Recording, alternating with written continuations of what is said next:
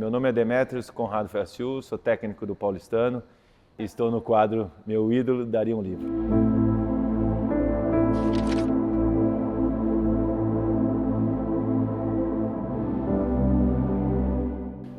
Meu pai também jogava basquete, inclusive jogou em Franca, com passagem também em seleção brasileira. E aí aquela coisa, né, menino, sempre acompanhava, sempre batia bola, meio que rato de quadra, assim, sabe?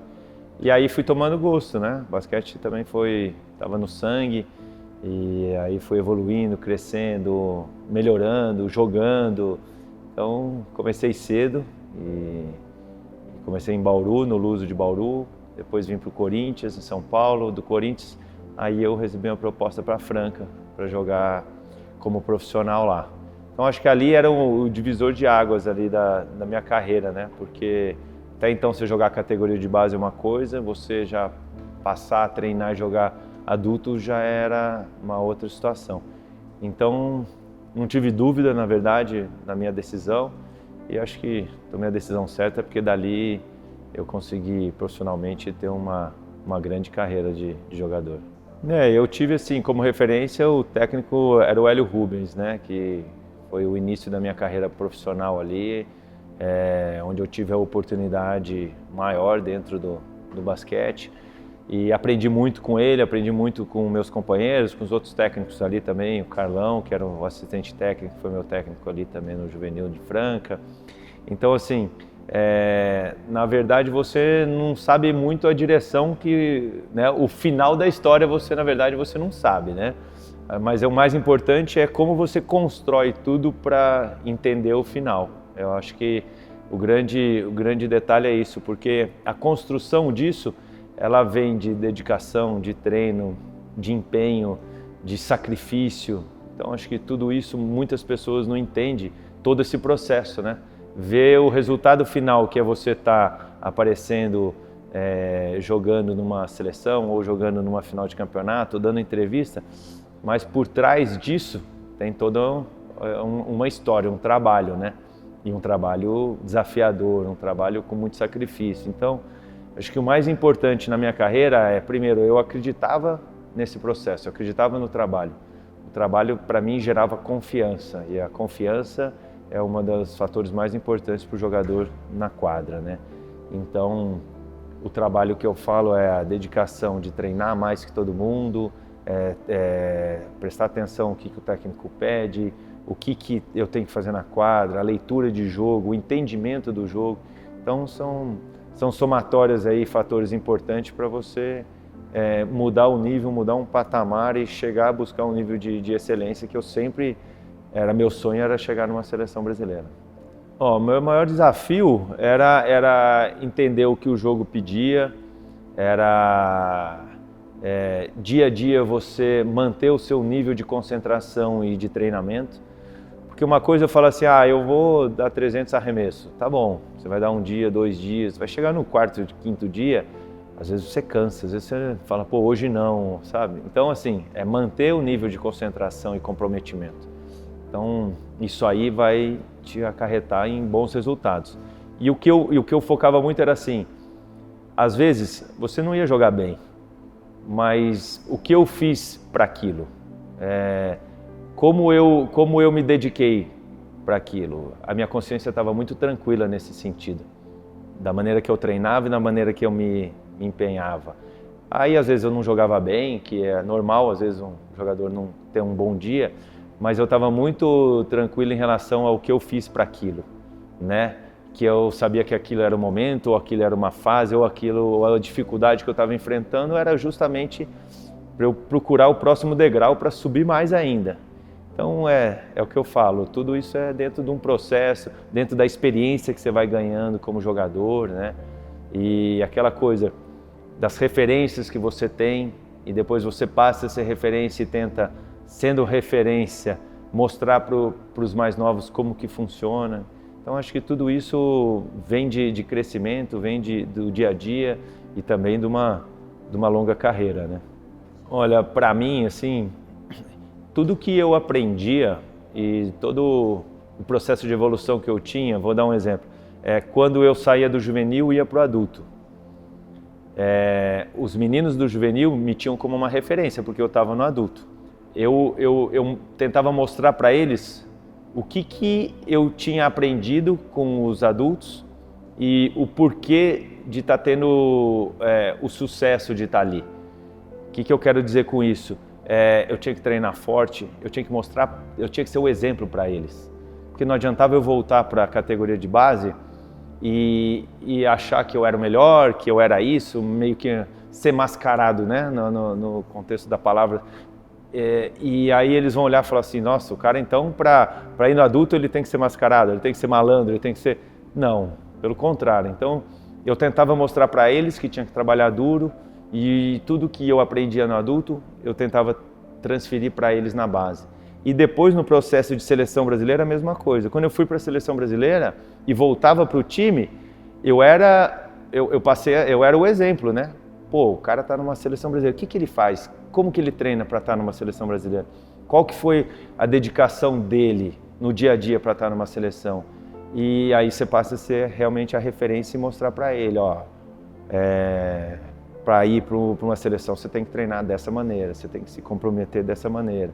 Então, eu acho assim, consegui com certeza repassar muitas coisas boas para os meus companheiros de time.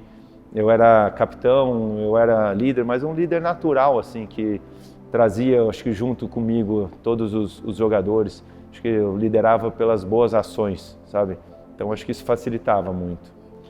A seleção foi assim, eu comecei a ir chamado pela seleção nas categorias de base, né? 15, 17, disputei Mundial Sub-23 na época e depois eu fui para a seleção nessa mudança de gerações, né? Que foi a despedida do Oscar, Marcel, Israel, Gerson, e aí começou a entrar a minha geração com alguns outros jogadores mais experientes, né? Não foi fácil, porque ali eu comecei a ter que jogar de armador, que era uma posição que eu não jogava, e aí foi um desafio grande para mim, porque eu precisei entender muitos outros fatores e buscar técnicas diferentes da maneira que eu jogava. Mas ao mesmo tempo foi muito legal porque foi um crescimento rápido, né? Eu tive que desenvolver rápido, eu tive que ter uma maturação rápida e não com 26 anos, e sim com 22, com 23. Então acabou acelerando um pouquinho esse processo, mas foi muito legal porque eu peguei ainda um pouquinho da geração do Oscar, né, para entender o quanto o ídolo, né, era uma referência para nós, e conviver com ele foi melhor ainda, né?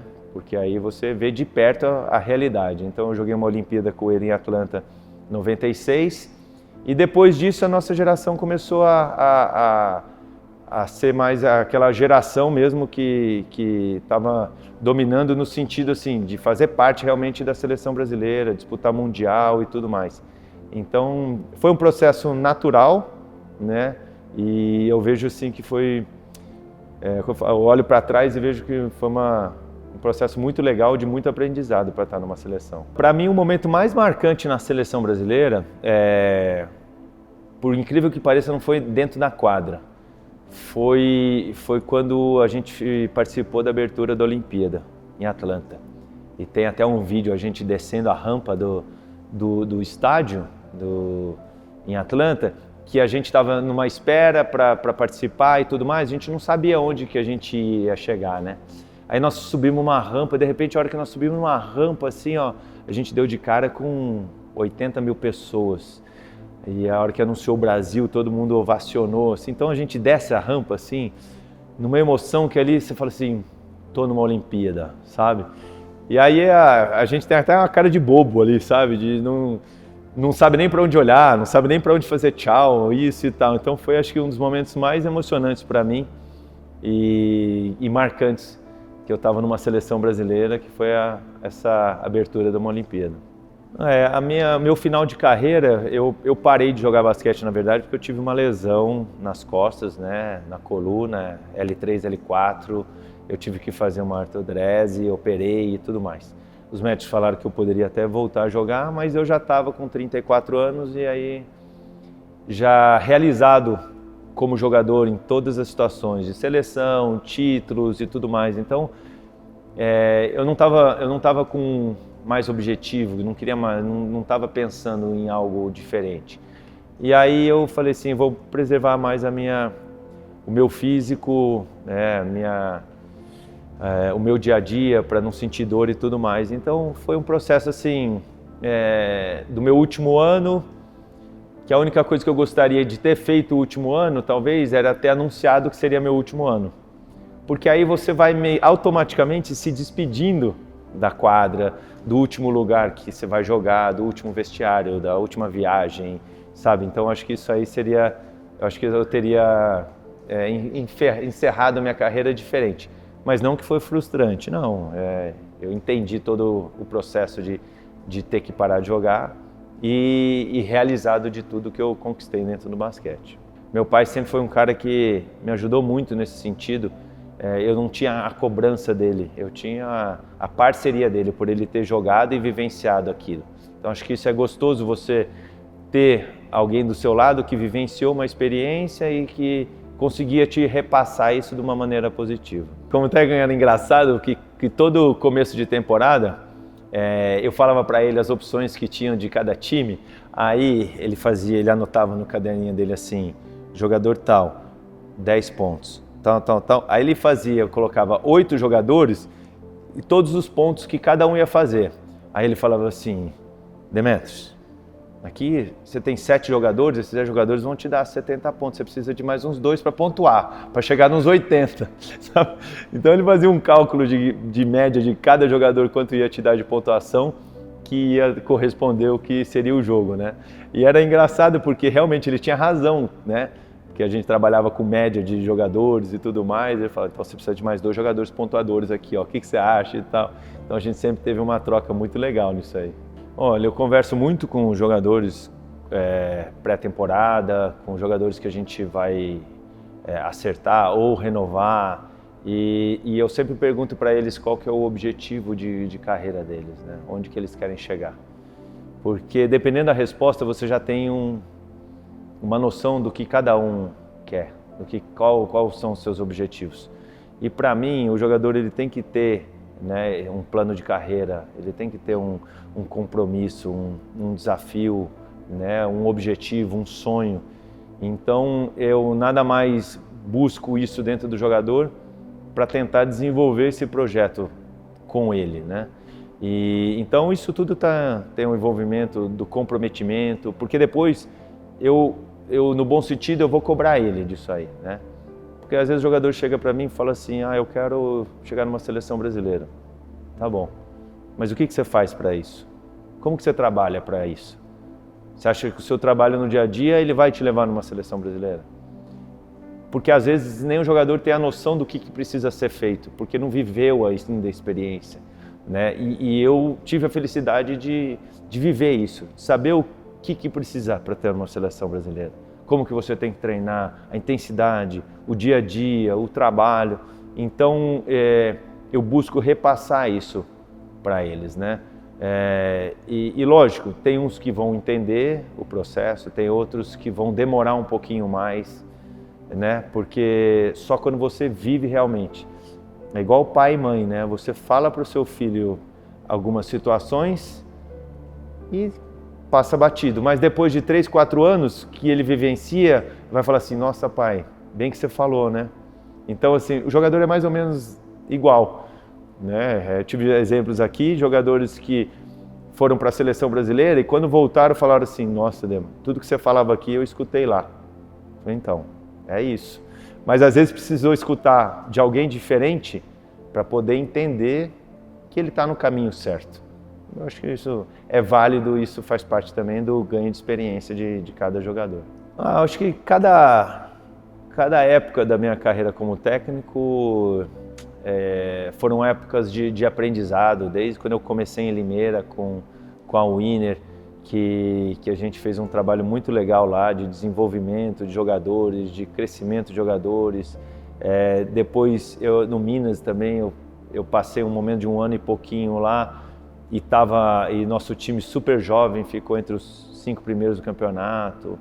Então assim, Bauru, que aí já foi uma fase diferente, porque eu tive um time para brigar por títulos e nós conseguimos brigar por títulos, ser campeão do NBB 16, 17, se não me engano.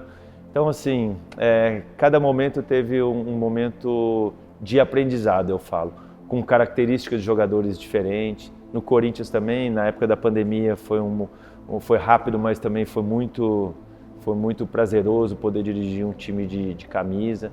E agora no Paulistano, um outro estilo de